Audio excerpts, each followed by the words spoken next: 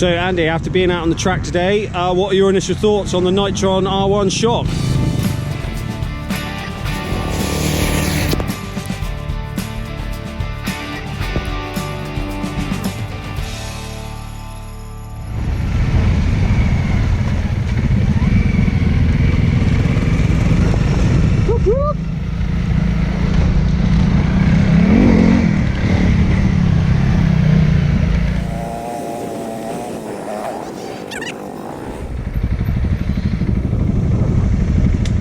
Hi boss. You alright? Alright. Thought we'd come and wreck some new bikes. Yeah, you might as well. So this is going to be interesting.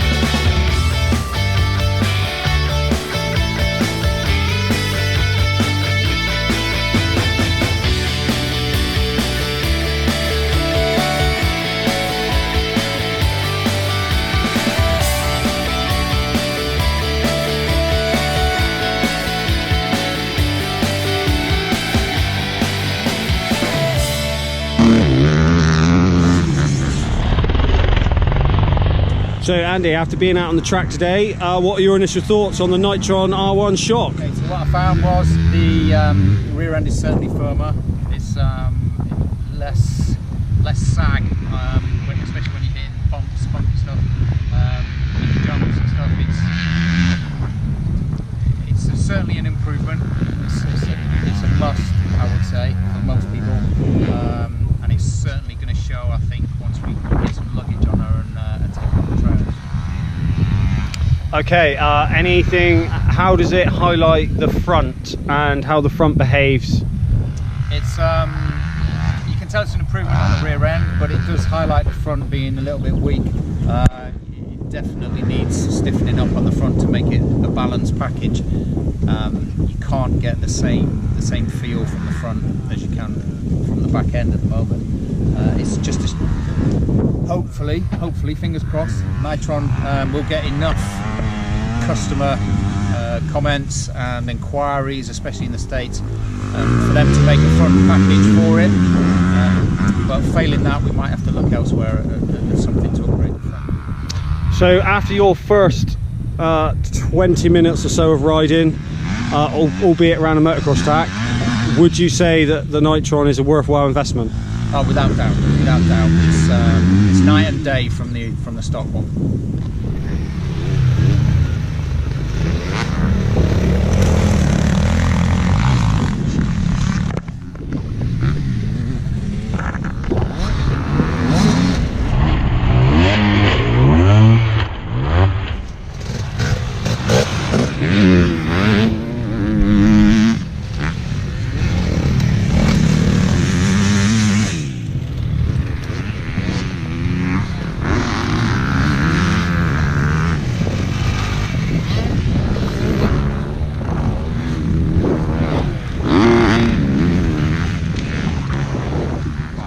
So for me, riding and hitting things a bit faster, one of the biggest points for me is that when you're under load, so that could be just your weight on the bike and or accelerating, which makes the load greater, the Nitron shock has better rebound, so it can deal with the next bump coming up, whereas with the standard suspension it definitely what I would call packed, so it would go down on one bump and then it wouldn't return quick enough, or it wouldn't return much at all, and then there'd be very little travel to absorb the next one and the next one and the next one. So hopefully in the footage that you've seen today, you can see that the bike working and returning to its original place to be able to absorb what's coming next.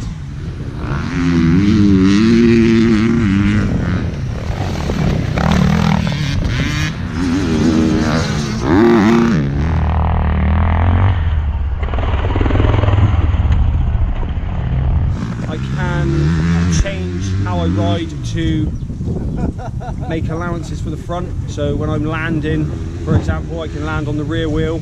I couldn't do that before, it would certainly bottom out, but now with the shock on, I'm able to do that. So if you are hitting big hills or hitting flat landings, you can land safely enough, I would say, on the rear wheel.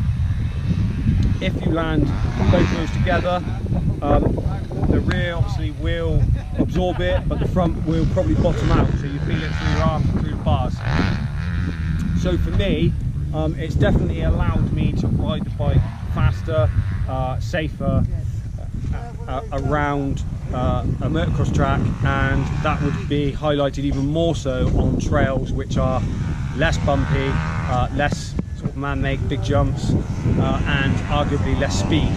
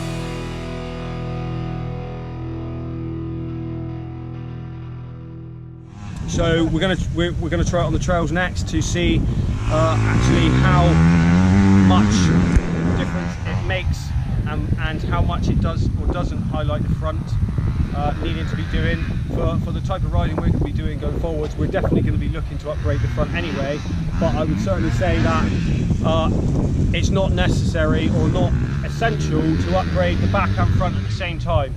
I think we would suggest upgrading the shock, trying it, seeing if it suits your needs before going out and spending more on the front setup. So for me, I think Nitron was a brilliant choice. The bike is spec'd to what we want.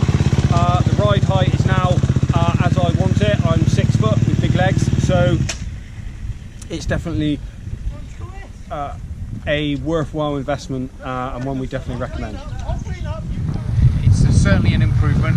It's a must, I would say, for most people, and it's certainly going to show, I think, once we get some luggage on her and take her on the trails. So guys, if you like the video, don't forget, like and subscribe for us. Any comments, leave down below. Thank you. After you.